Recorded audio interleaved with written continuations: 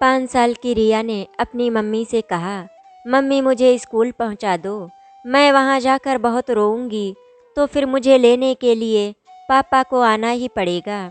रिया ये सब कहते हुए बहुत ही सिसक रही थी। छोटी सी रिया इस बात को समझने के लिए बिल्कुल भी तैयार नहीं थी कि उसके पापा हमेशा के लिए उसको छोड़कर जा चुके हैं। रिया के पापा की मृत्यु हो चुकी थी एक कार एक्सीडेंट में। रिया ने अपने पापा को 15 दिन पहले देखा था, जब उसके पापा उसे प्यार से बाय बोलकर ऑफिस चले गए थे। इसीलिए रिया अपने पापा से मिलने के लिए बेचैन हो रही थी। घर वालों को समझ में नहीं आ रहा था कि वो रिया के सवालों का क्या जवाब दें। उसकी बातों की वजह से सबकी आंखों में आंसू आ जाते थे, लेकिन कोई भी रिया के सामने नहीं रोता था। वो लोग डरते थे कि उनको रोता हुआ देखकर रिया पता नहीं क्या पूछ दे। राधिका स्वर्गीय वरुण की पत्नी। वरुण की मृत्यु से राधिका पर दुखों का पहाड़ टूट पड़ा था, तो दूसरी ओर रिया के सवाल उसके कलेजे को छलनी कर रहे थे। वरुण और राधिका के 2 बच्चे थे। बड़ी बेटी नायरा 10 साल की थी, इसीलिए वो थोड़ा समझदार थी, और रिया छोटी होने की वजह से घर में सबकी लाडली थी। अनामिका अपने भाई वरुण की मौत का सुनकर भागती हुई घर आई। गांव में वो सरकारी नौकरी करती थी। अनामिका ने पूछा, भाभी ये सब कैसे हुआ? राधिका ने बताया, वरुण ऑफिस के लिए निकले थे, वहीं रास्ते में एक ट्रक ने टक्कर मार दी। हम वरुण को लेकर अस्पताल पहुँचे। 10 दिनों तक इलाज चला, उसके बाद वरुण की सांसें थम गईं। ये सब बताते हुए राधिका फूट फूट कर रो पड़ी। अनामिका ने अपनी भाभी के आंसू पोंछते हुए दिलासा दिलाया, भाभी आपको बहुत हिम्मत से काम लेना पड़ेगा। अब आपको ही दोनों बच्चियों को बड़ा करना है। अगर आप हिम्मत हार जाएंगी तो कैसे चलेगा? रिया अपनी मम्मी की गोद में सर रखकर अभी थोड़ी देर पहले ही सोई थी। बुआ की आवाज़ सुनते ही वो जाग गई और उठकर बैठ गई। उसने बुआ से पूछा, बुआ पापा को साथ लेकर आई हो क्या? रिया के इन सवालों का अनामिका क्या जवाब दे, उसे समझ नहीं आ रहा था। अनामिका की आंखों में आंसू आ गए। आज वरुण की 13वीं थी। वह उनकी आत्मा की शांति के लिए घर में पूजा रखी गई थी। बीच आंगन में वरुण की फोटो रखी हुई थी, उस पर हार चढ़ा हुआ था। रिया इधर उधर घूमकर सारी तैयारी देख रही थी। तभी उसने अपनी माँ से कहा, माँ ये पापा की फ़ोटो पर हार क्यों लटका रखा है? हटाओ इसे। और पापा की तस्वीर की पूजा क्यों कर रही हो? रोती हुई रिया पूजा का सारा सामान उठाकर इधर से उधर फेंकने लगी। फिर पापा की फ़ोटो पर टंगी माला भी उतार कर फेंक दी और अपने पापा की फ़ोटो उठाकर अपने सीने से लगा ली और अपने कमरे की तरफ जाने लगी।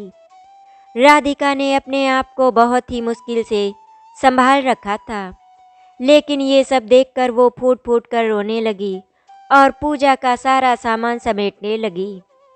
उसके बड़े भैया कुणाल वहीं पर पास में बैठे थे।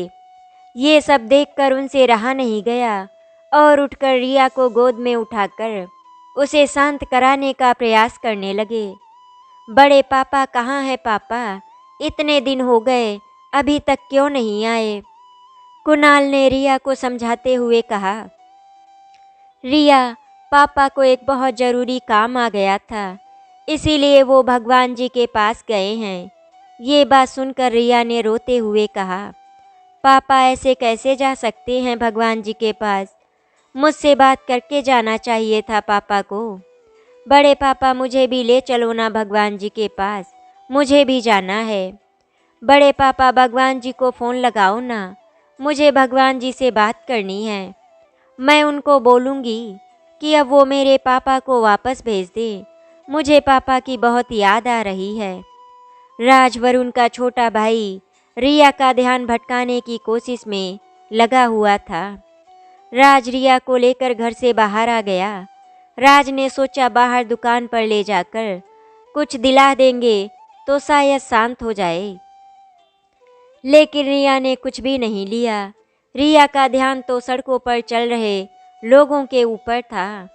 वो सोच रही थी कि क्या पता कहीं पापा दिख जाएं और वो भागकर उनकी गोदी में चली जाए। राज 1 मिनट के लिए रिया को गोदी से उतारकर नीचे झुका।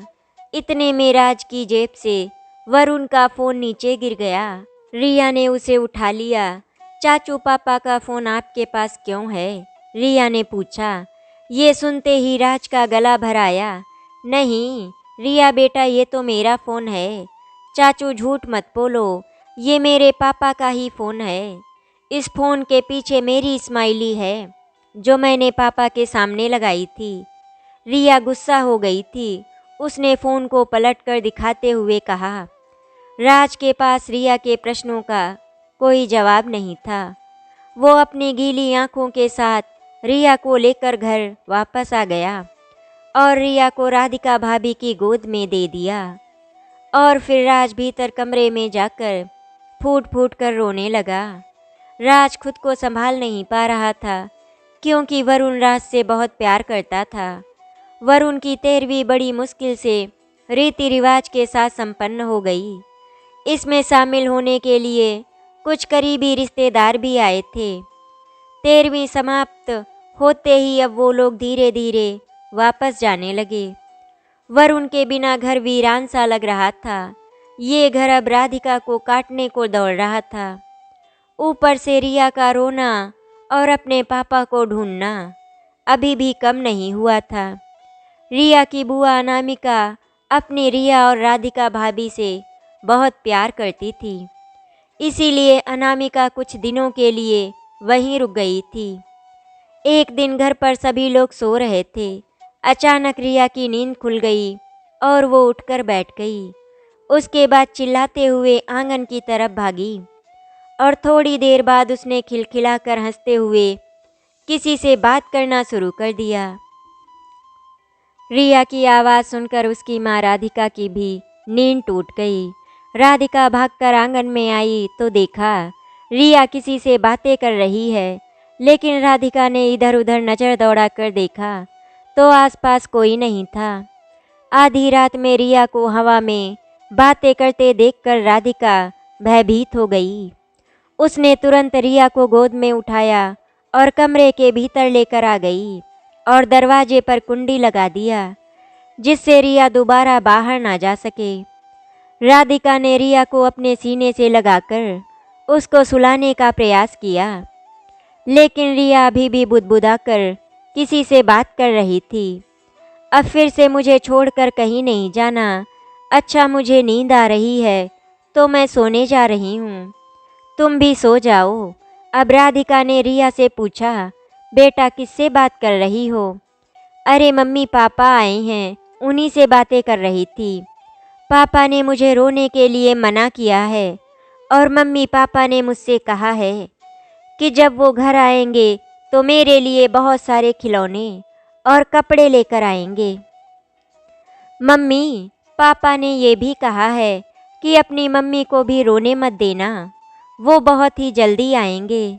रिया ने अपनी मम्मी के आंसू पोंछते हुए कहा। अगले दिन रिया थोड़ी देर में उठी, लेकिन आज वो बहुत ही बदली बदली सी नज़र आ रही थी। आज उसके चेहरे पर कोई सिकन नहीं थी, ना ही वो रोई। आज उसने कलेजे को छलनी करने वाला कोई प्रश्न भी नहीं किया। आज रिया ने अपनी मम्मी से कहा, मम्मी मुझे स्कूल जाने के लिए तैयार कर दो। रिया के इस व्यवहार ने राधिका बहुत ही हैरान थी। अनामिका ने अपनी भाभी से कहा, भाभी उसको स्कूल जाने दो, स्कूल में बच्चों के बीच रहेगी तो शायद पापा को कम याद करे। राधिका ने रिया को स्कूल जाने के लिए तैयार कर दिया। राधिका रिया को कपड़े पहनाने लगी। तभी रिया ने कहा, मम्मी आप अपना काम कर लो, कपड़े मैं खुद पहन लूँगी। राधिका रिया के बदले हुए व्यवहार से बहुत ही डर रही थी। रिया आज बहुत ही अजीब बातें कर रही थी। जो लड़की अपने पापा के लिए चिल्लाती रहती थी, आज वो इतनी समझदारी की बातें कैसे कर रही है। राधिका मन ही मन सोच रही थी कि कहीं उसके पापा की मृत्यु की वजह से रिया के दिमाग पर विपरीत प्रभाव न पड़ा हो। रिया अपने छोटे चाचा राज के साथ साइकिल पर बैठकर स्कूल चली गई। राज ने रिया को बता दिया, छुट्टी होने पर यहीं रुकना स्कूल में, मैं तुम्हें लेने आऊँगा। रिया ने प्यारी सी मुस्कान के साथ हाँ में सिर हिला दिया और अंदर जाते हुए अपने चाचू को बाय बोल दिया। राज को भी बहुत अजीब लग रहा था रिया का ये व्यवहार देखकर, लेकिन राज आज बहुत खुश था क्योंकि बहुत दिनों के बाद उसने रिया के चेहरे पर आज एक मुस्कान अच्छी देखी। इसीलिए राज को आज बहुत ही सुकून मिला और वो घर आ गया। रिया को स्कूल गए अभी सिर्फ 2 घंटे ही हुए थे, तभी घर के बाहर वाली गली से रिया की आवाज़ आई। दरवाजे पर आकर रिया ने मम्मी को पुकारा, मम्मी दरवाज़ा खोलो, मैं हूँ रिया, जल्दी से दरवाज़ा खोलो। राधिका ने रिया की आवाज़ सुनकर भाग के दरवाज़ा खोला। राज भी तेजी से अपने कमरे से बाहर निकलकर आंगन में आ गया। रिया बेटा, तुम स्कूल से इतनी जल्दी कैसे आ गई, और वो भी अकेली? तुम्हें यहाँ लेकर कौन आया? राधिका ने आश्चर्यचकित होकर पूछा। राज के मन में भी यही सवाल चल रहा था क्योंकि रिया की छुट्टी के बाद राज उसे लेने जाने वाला था। मम्मी चाचू, आप लोग इतना क्यों परेशान हो रहे हो? मैं तो पापा के साथ आई हूँ ना। पापा मुझे दरवाजे तक छोड़कर वो किसी काम से चले गए। रिया ने बहुत ही मासूमियत से उत्तर दिया, मम्मी दरवाज़ा खुला रखना, पापा जल्दी वापस आएंगे। रिया के स्कूल से अकेले घर लौटने की वजह से सब हैरान थे, लेकिन फिर भी रिया के सही सलामत घर पहुंचने की वजह से भगवान जी को धन्यवाद कह रहे थे। पर सबके मन में एक ही बात चल रही थी कि स्कूल वालों ने इतनी छोटी बच्ची को अकेले घर कैसे जाने दिया। राधिका के दिमाग में रिया की बातें घूम रही थी, मम्मी दरवाज़ा खुला रखना, पापा जल्दी आएंगे। लेकिन राधिका तो जानती थी कि ऐसा कभी नहीं होगा। फिर भी राधिका ने बाहर चेक कर लिया, लेकिन बाहर कोई नहीं था। राधिका अपना मन मसोस कर अंदर आ गई। रिया को घर पर किसी ने कुछ भी नहीं कहा। हाँ, उसको प्यार से सिर्फ इतना समझाया कि बेटा किसी अनजान आदमी के साथ इधर उधर कहीं मत जाना। ये बात सुनकर रिया ने तुरंत कह दिया, वो अनजान नहीं, मेरे पापा थे। रिया की ये हालत देखकर अनामिका ने राधिका को समझाया कि वो कुछ दिनों के लिए रिया को अपने साथ लेकर चली जाएगी। हो सकता है घर और इस माहौल में थोड़ा दूर रहे तो वो सही हो जाए। अपनी बेटी को खुद से दूर होने की वजह से वो कोई जवाब नहीं दे पाई। उसी दिन शाम को फिर से रिया अपने पापा के आने का इंतज़ार कर रही थी और उसकी नज़र दरवाजे पर टिकी थी। बहुत देर तक इंतज़ार करने के बाद रिया अपना मासूम सा चेहरा लेकर अपने चाचा के पास गई। राज ने उसे बड़े ही प्यार से अपनी गोद में उठा लिया और मोबाइल पर एक गेम लगाकर खेलने को दे दिया। मोबाइल को अपने हाथ में लेकर रिया ने कहा, चाचू जरा पापा को फ़ोन मिलाओ ना। रिया जिद करने लगी। आखिरी में राज ने अपने बड़े भाई कुणाल को फ़ोन लगाकर उसकी सारी बातें बता दी और मोबाइल रिया के हाथों में दे दिया।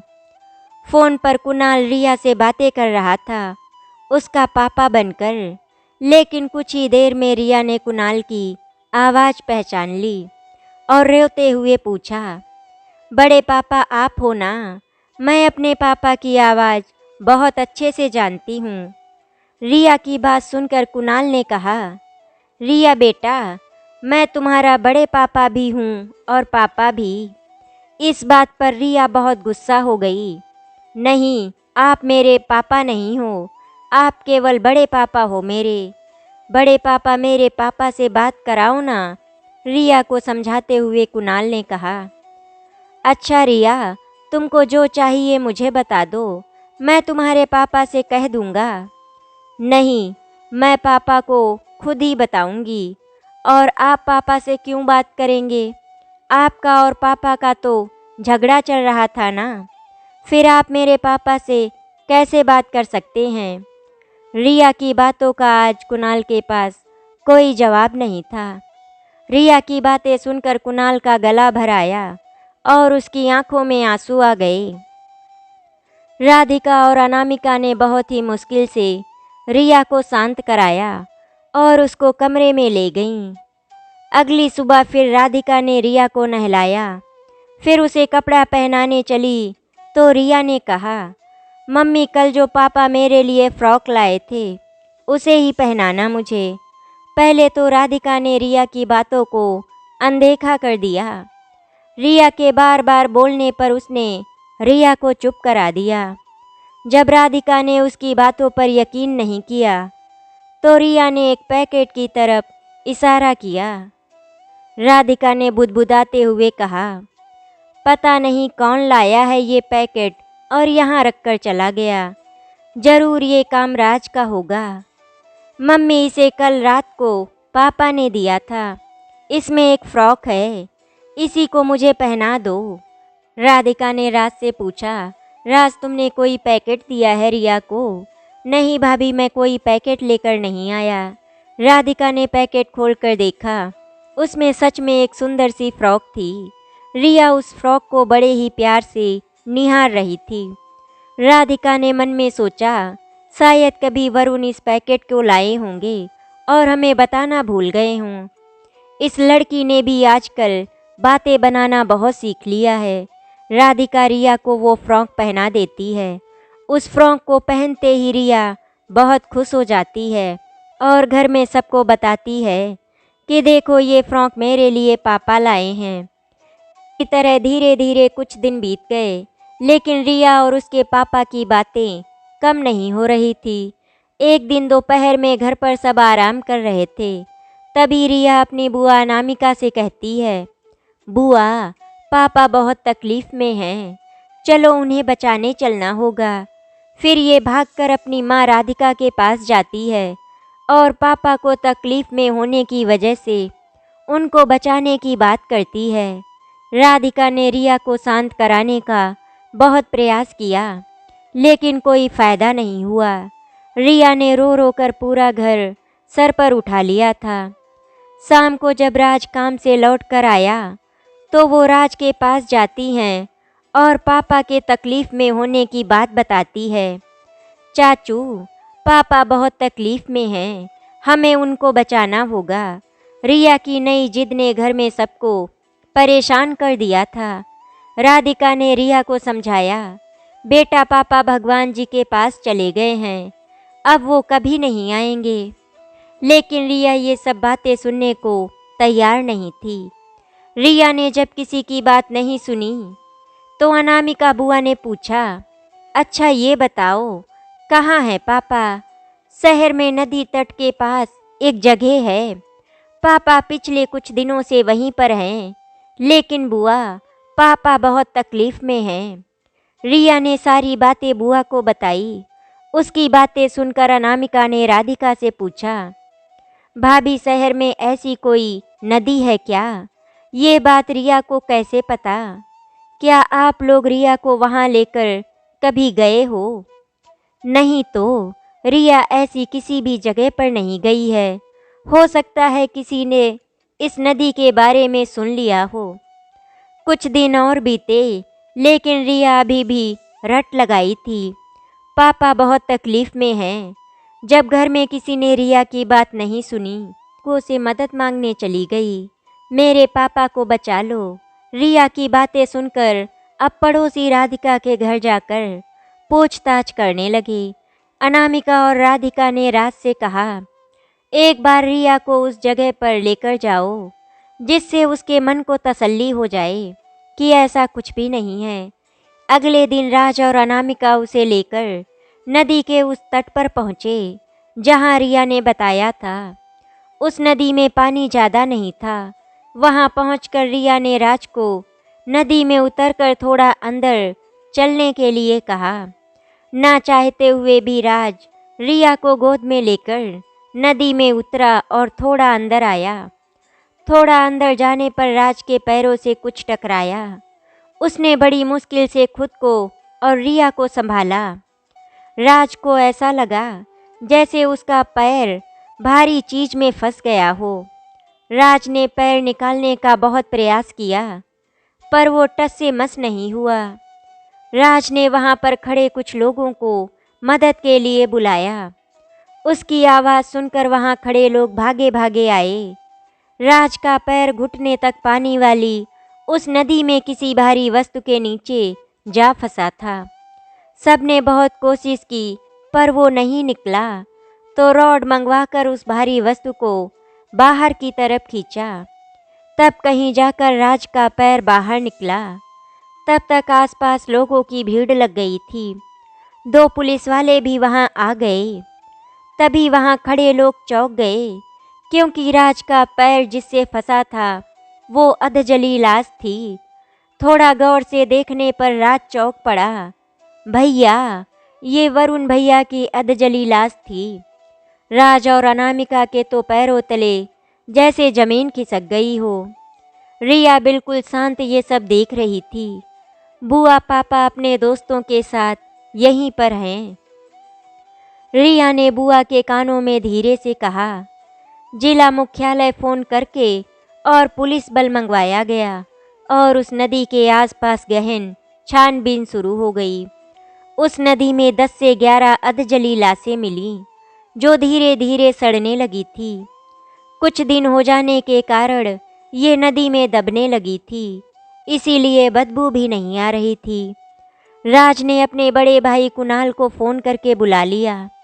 दरअसल रिया के पापा वरुण का अंतिम संस्कार प्रशासन ने किया था, क्योंकि उस टाइम पर कोरोना चल रहा था। प्रशासन की इतनी बड़ी लापरवाही देखकर अनामिका का गुस्सा 7वें आसमान पर था। वो वहां खड़े अधिकारियों से इस अमानवीय हरकत के लिए जिम्मेदार लोगों को कड़ी से कड़ी सजा की मांग कर रही थी। अधिकारियों ने अनामिका को भरोसा दिलाया कि जो भी इसके लिए जिम्मेदार हैं, उसे किसी भी कीमत पर माफ़ नहीं किया जाएगा। वहां मौजूद एक बड़े अधिकारी ने राज और अनामिका को धन्यवाद दिया, जो उन्होंने इतना जिम्मेदारी का काम किया। साथ ही ये भी जानना चाहा कि उन्हें कैसे पता चला कि यहाँ इतनी लाशें हैं। तब अनामिका ने रिया की ओर इशारा करके वरुण की मृत्यु के बाद घट रही सारी घटना बताई। अनामिका की बातें सुनकर उस अधिकारी ने रिया के सर पर हाथ फेरा और कहा, आज से वरुण की दोनों बेटियों का पूरा खर्चा जिला प्रशासन उठाएगा। रिया ये सब बैठी देख रही थी। तभी अचानक रिया ने बुआ को आवाज़ लगाते हुए कहा, बुआ देखो, पापा अपने दोस्तों के साथ आकाश में जा रहे हैं। मुझे देखकर पापा हाथ हिला रहे हैं। बाय बाय पापा। रिया अपनी आंखों में आंसू भरकर थोड़ी देर तक आकाश में देखती हुई हाथ हिलाकर अलविदा करती रही। रिया को ऐसा करते देखकर अनामिका और राज भी अपनी गीली आंखों से आकाश की ओर देखकर हाथ हिलाकर उन अदृश्य ताकतों को अलविदा करते रहे। आशा करती हूँ आपको हमारी कहानी अच्छी लगी होगी। अगर आपको हमारी कहानी अच्छी लगी तो वीडियो को लाइक एंड शेयर करें, चैनल को सब्सक्राइब करें। वीडियो देखने के लिए आपका धन्यवाद।